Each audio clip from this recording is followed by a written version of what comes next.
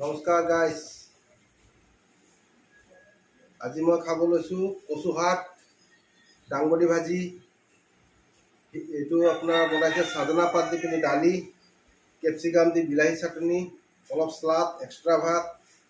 ভিডিঅ'টো ভাল লাগিলে লাইক আৰু ছাবস্ক্ৰাইব কৰি দিব। আজি স্পেচিয়েল খোৱা কচু শাক। এয়া হ'ল কচু শাক, কণ বিলাহী দি পিনে বনাইছে।